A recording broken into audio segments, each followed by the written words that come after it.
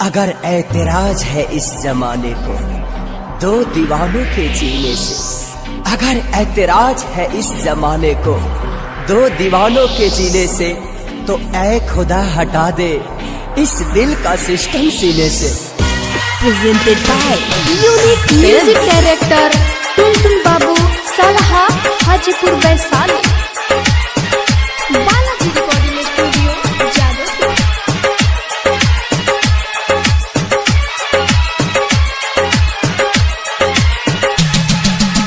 Presented by Unique Films। Unique Films। छोड़बू तो दीवाना कवना बोल के होई, छोड़बू तो दीवाना कवना बोल के होई।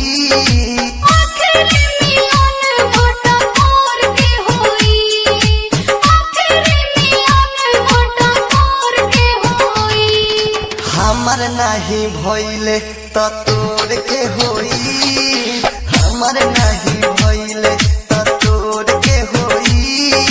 आखिरी मिलन मोटा मोर के होई।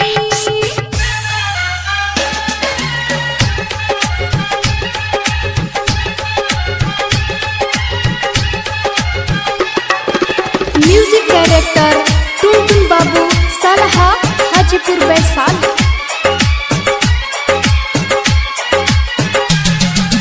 Presented by Unique Films।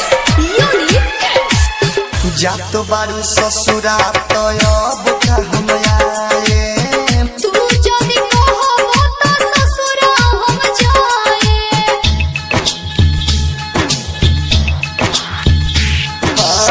जातो बारू ससुरा तो अब का हम आए।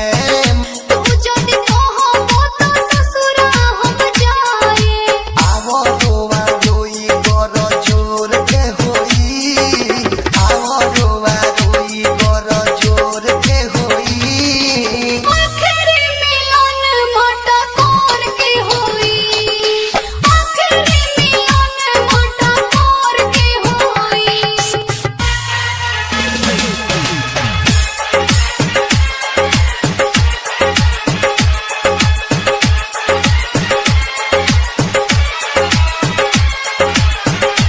Presented by Unique Films। Balaji recording studio Jadavpur. सब लोग गीत गावे मेरा ही बीजी। पिपरा त चली आई हो मिलल रही जी।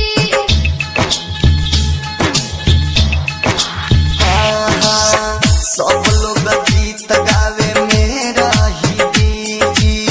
पिपरा त चली आई हो मिलल रही जी। विदेशी यादों बारिश वो दिन लोर के होई, विदेशी यादों बारिश वो दिन लोर के होई। आखिरी मिलन मोटा मोर के होई, आखिरी मिलन मोटा मोर के होई। Balaji recording studio Jadavpur. छोड़बू तो दीवाना कवना बोल